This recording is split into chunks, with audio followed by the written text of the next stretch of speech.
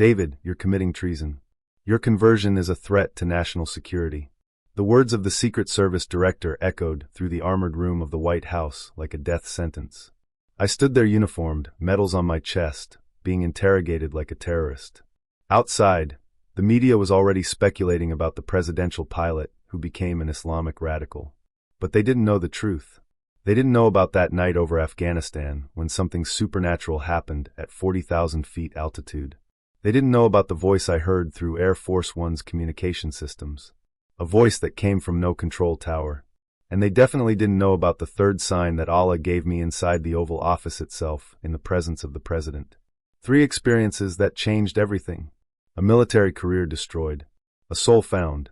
This is the story that almost caused a national security crisis. My name is Colonel David Matthews. I'm 42 years old, born in Ohio. For 18 years, I served in the United States Air Force, flew F-16 fighters, military transports, and for the last 6 years, I was one of the official pilots of Air Force One, the presidential aircraft. Today, I'm a practicing Muslim, a conversion that shook the highest levels of the American government. Before continuing with this story that may seem impossible, write in the comments where you're watching from. This is a real story that happened in the most powerful corridors of the world, and I want to know how far it's reaching. I grew up in an ultra-patriotic military family in Cleveland, Ohio, where American flags decorated every room of the house, and military medals were displayed like sacred trophies. My great-grandfather fought in World War I. My grandfather landed on D-Day during World War II. My father lost 2 fingers in Vietnam. At home, serving America wasn't a choice. It was family DNA. It was manifest destiny. Our religion was superficial cultural Christianity. We went to the Methodist Church on Sundays, not out of devotion, but because respectable military families do that. God was in the background, decorative like the bronze eagles on the shelf. The true altar of the Matthews family was American patriotism. My father always said, "David, God blessed America above all nations. Our duty is to protect that blessing." I entered the Air Force Academy in Colorado Springs at 18 with a crystal clear objective: to fly through the skies defending the most powerful country on earth. During the 4 years of academy, this mission became my personal religion. I woke up at 5 a.m., reciting the military oath like a morning prayer. For the subsequent 20 years, this was my only true faith. I flew F-16 fighters over the Iraqi desert in 2003, participated in classified operations in Afghanistan from 2008, conducted liberation missions in Syria in 2016. Each mission was presented as a sacred crusade. We were bringing democracy, freedom, Western civilization to backward peoples. I saw millennial cities reduced to rubble, entire families destroyed by precision missiles, orphaned children wandering among smoking ruins. But I justified everything with patriotic mantras. It's the price of freedom. We are protecting American citizens. Democracy requires sacrifices. Some must die so many can live free. Each bomb dropped was an act of love for America. Each city destroyed was a step toward world peace under American leadership. In 2019 at 40, I received the call that would change everything. I was selected to join the presidential squadron. Among thousands of elite military pilots, only 12 are chosen to pilot Air Force One. It was literally the top of the American military pyramid, the Everest of patriotic aviation. Suddenly, I was flying with the most powerful man on the planet. I had access to conversations that decided the fate of entire nations, participated in meetings where generals moved armies like chess pieces, heard discussions about operations that history would never officially record. It was the innermost circle of the American empire. On the outside, I was the perfect soldier. Impeccable uniform, decorations on my chest, absolute obedience, unquestionable patriotism.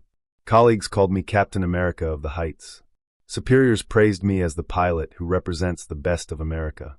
My photo was in the Hall of Fame at Andrews Base. But inside, something was beginning to fragment. Each briefing about humanitarian operations that resulted in civilian massacres corroded me from within. Each meeting where politicians laughed while planning to destroy countries left me emptier. Each flight carrying the president to announce peace missions that meant more war made me question our supposed moral superiority. It was as if I was slowly awakening from a decades-long patriotic dream. I began to realize that maybe we weren't the heroes of world history. Maybe we were the villains disguised as saviors. Maybe our freedom was built on the suffering of millions of people who never threatened us. These doubts tormented me during night flights. While piloting through starry skies, I wondered if there was something greater than American power, something more sacred than our military supremacy. I didn't know it, but Allah was preparing my heart for a truth that would completely destroy my worldview, and that truth would arrive in the most unexpected way possible. March 2020, ultra-classified mission, nighttime presidential flight to secret military base in Afghanistan. Not even Congress knew we were going. The media believed the president was at Camp David. In reality, he was going to personally supervise a military operation that would change the balance of power in the Middle East. I was piloting Air Force One over territory I had bombed years before as a fighter pilot, carrying the same president who ordered daily attacks against Afghan targets. The irony was heavy. I was protecting the man responsible for destroying the country we were flying over. But orders are orders, and presidential pilots don't question missions. It was 2:17 a.m. Kabul time. We were at exactly 40,000 feet over the Hindu Kush Mountains. Completely clear sky, perfect visibility, systems functioning with absolute military precision. Air Force One is the most technologically advanced aircraft on the planet. It has security redundancies that make technical failures virtually impossible. Then something happened that defied my aeronautical engineer training. All navigation instruments began failing simultaneously without explanation, without warning. GPS completely dead. Radar totally blind. Communication with control towers suddenly cut. Inertial navigation system offline.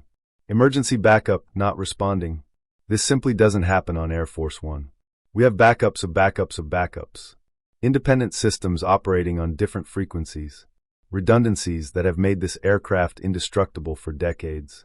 But there, over hostile territory carrying the president, everything had stopped working at the same time. Anomalous situation in progress, I reported over internal radio. All navigation systems offline simultaneously. The co-pilot, Major Rodriguez, checked his instruments. Confirmed, Colonel, this is impossible. The security team began to panic. We were flying blind over enemy territory. It was then that I saw something that would change my understanding of reality forever. A massive golden light, literally the size of a football stadium, emerged from the clouds on the left side of the aircraft. It wasn't a solar reflection. It was 2 a.m. It wasn't another plane. No aircraft has these dimensions. It wasn't a meteorological phenomenon. It was moving in a controlled manner, maintaining exact speed with Air Force One. The light was solid, three-dimensional, real. I could see details on its surface. Complex geometric patterns like Arabic calligraphy written in pure light. It pulsed gently, radiating a sensation of conscious presence, as if it were observing me directly through the cockpit window. Co-pilot, are you seeing this giant light next to the aircraft? I asked, pointing starboard. Major Rodriguez looked in the indicated direction. Seeing what, Colonel? I only see night sky. I looked at him, incredulous. Then again at the light. It was still there, majestic, impossible to ignore.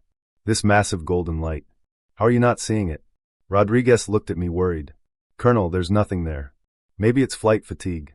I called the flight engineer. Sergeant Davis, look out the left window and tell me what you see. He looked. Just starry sky, sir. Only I was seeing it. A light the size of a city block shining like liquid gold flying in formation with the presidential aircraft, and only I could perceive it. For exactly 20 minutes, that luminous presence accompanied us through the Afghan skies. Then something even more impossible happened. Clearly through the command cabin speakers, a male voice began reciting in Arabic. It wasn't coming from any control tower. All communications were dead. It wasn't external interference. Our systems are shielded against that. The voice seemed to emanate from the aircraft itself. I didn't understand the words, but each syllable penetrated my heart like fresh water on dry land. I felt an inexplicable peace, a sensation of being called by something infinitely greater than any earthly power. It was as if the universe was whispering directly into my soul. Are you hearing this Arabic recitation? I asked the crew. What recitation, Colonel? They responded in unison. The speakers, there's a voice reciting something. They looked at me as if I was having a nervous breakdown. For them, there was only silence. After exactly 20 minutes, the golden light simply faded like golden mist dissolving in the air. Simultaneously, the Arabic voice ceased and all navigation systems returned to normal instantly. GPS online, radar functioning, communications restored as if nothing had happened. I wrote an official report classifying the incident as temporary technical failure due to atmospheric interference. But in the following weeks, I couldn't get that voice out of my head. It echoed in my dreams, resurfaced during meetings, accompanied me on subsequent flights. It was as if Allah had sent me a first warning right in the heart of the imperial power I served blindly. But I still didn't understand the meaning. I still didn't know I was being called for a journey that would completely transform my soul. After that flight over Afghanistan, I developed an obsession that consumed every free moment, researching inexplicable aerial experiences. I spent entire nights navigating classified military databases, NASA studies on anomalous atmospheric phenomena, commercial pilot reports on unidentified sightings. My ultra-secret security clearance gave me access to files the public would never see. I discovered dozens of similar reports. American military pilots reporting inexplicable lights, mysterious voices, simultaneous system failures over Muslim countries. The pattern was disturbing and consistent.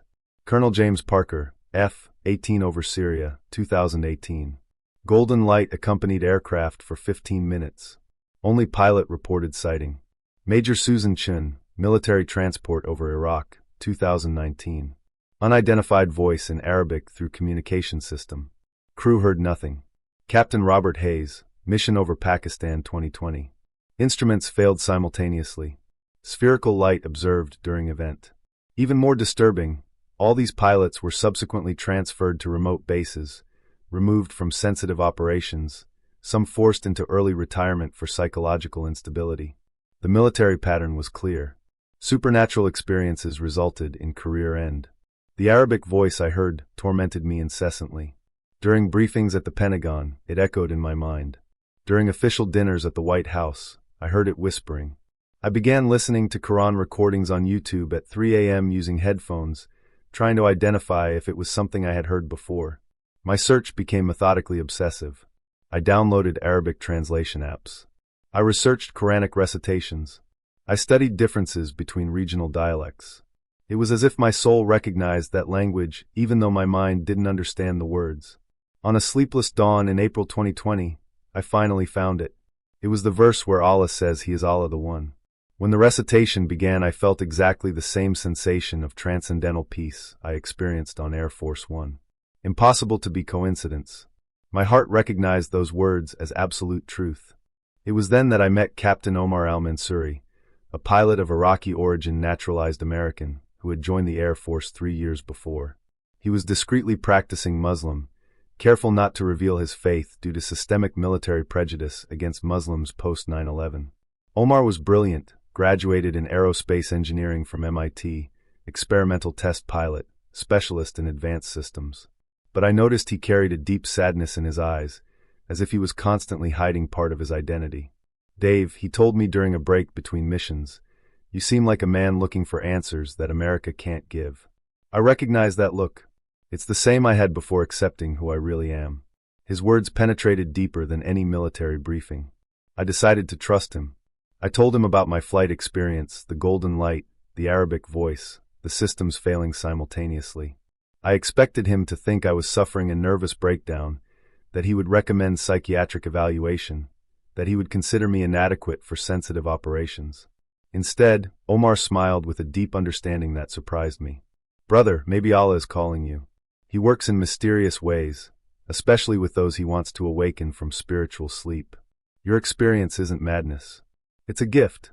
"Allah, but I'm Christian." Omar, American military. "How could Allah be calling me?" Omar laughed softly. "Allah doesn't know nationalities, Dave. He is the creator of all peoples. If He's showing you signs, it's because He sees something in your heart that you haven't discovered yet." Omar lent me an English translation of the Quran discreetly, as if he were passing classified information. "Read with an open heart," he said, "not as an American military man, not as a cultural Christian, but as a human being seeking truth. If it's for you, you'll know immediately." Those words planted a seed that would grow in the most unlikely place on earth, the corridors of American imperial power. But first, I would have to face an even more disturbing experience. This time, inside the very beating heart of the White House, and what Allah would show me there would challenge everything I believed about power, truth, and my purpose on earth. Accepting that Allah might be calling me meant questioning everything I had built in 20 years of military career. My entire identity was based on being Colonel David Matthews, the exemplary patriot, the elite pilot, the guardian of American skies. How could I simply abandon that for a religion my own country considered enemy? My career was at its absolute peak.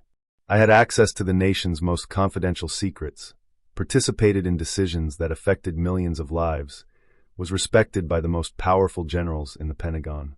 The president himself trusted me to take him through the skies. It was literally the top of the American military hierarchy. But at night, alone in my room at Andrews Base, I secretly read that Quran translation Omar had given me. Each verse seemed like a direct criticism of the system I served. And whoever kills an innocent soul, it is as if he had killed all mankind. Do not be aggressors, for Allah does not love aggressors. The inner war was brutal. By day, I piloted missions that resulted in bombings against Muslim civilians. By night, I read about how Allah loves justice and protects the oppressed. I'm on the wrong side of history, I began to think. I'm part of the machine that causes suffering. Omar noticed my change. Dave, you seem divided. That's not good for an elite pilot. He didn't know I was on the verge of a crisis of conscience that could compromise national security. Because if the president's pilot converts to Islam, what does that say about America itself? Then came the moment that removed all my doubts. A moment that happened in the most protected place on the planet, before the most powerful person in the world. Washington, D.C., October 2020. Security briefing in the Oval Office before flight to G7 summit. I was there standing behind the president while generals discussed strategies for anti-terrorism operations in the Middle East. In reality, they were planning bombings that would kill hundreds of civilians. While listening to those men casually talking about destroying human lives, I looked out the Oval Office window. It was noon on a sunny autumn day. Then something happened that still gives me chills today. The leaves of all the trees in the White House garden began to move, forming a specific pattern. It wasn't wind. Nothing else was moving. The leaves organized themselves so that from my exact position they formed words in Arabic in the garden. I blinked, looked again. It was still there. La ilaha illallah. There is no God but Allah written by the very leaves of the trees. I looked around. No one else was seeing it. The president continued talking about eliminating terrorist threats. The generals pointed at targets on the map. I was witnessing a divine sign in the heart of American power, while that same power planned to destroy more Muslim lives. For 15 minutes, those words remained visible only to me. Then a natural gust of wind undid the pattern, but the message had been delivered. Allah was showing me that He sees everything, even inside the Oval Office. There was no way to ignore it anymore. That night, I locked myself in my office at the base and cried for the first time in years. Allah was calling me, but accepting would mean betraying everything I had sworn to protect. Or would it mean finally being loyal to the truth? 2 weeks after the experience in the Oval Office, I was assigned to a routine flight to Camp David. It was a solo flight, just me, the president, and minimal security team. During the flight, sitting in the pilot's cabin at 35,000 feet, I made the most important decision of my life. Allah, I whispered for the first time consciously, if you are real, if you're calling me, I need to know now. I can't live this lie anymore. Show me the way. It was a clear November afternoon, flying over the Maryland mountains.